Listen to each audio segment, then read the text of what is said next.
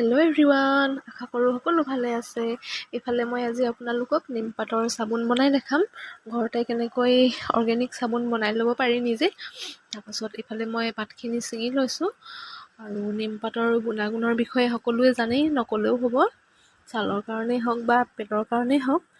তাৰপাছত এইফালে মই পটাতে পিচি ল'লোঁ। সেইদিনা কাৰেণ্টো নাছিলে। আৰু এটা সৰু কাপত মই ৰসখিনি উলিয়াই ল'লোঁ। তাৰপাছত চব বেচখিনি চকলকৈ কাটি ল'লোঁ। আৰু কাটি যে ইমান ভাল লাগে নহয়, কাটি থাকিবলৈ মন যায়। মানে বস্তুখিনি সোনকালে গলিবৰ কাৰণে মই পনীৰ নিচিনাকৈ সৰু সৰুকৈ কাটি লৈছোঁ। তাৰপাছত এইফালে মই ডাবল বইল কৰিব লৈছোঁ।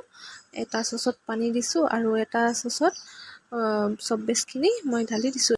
এনেদৰে অলপ সময় লৰাই থাকিব লাগিব। এনেদৰে লৰাই গলি যোৱাৰ পাছত মই ইয়াত নাৰিকল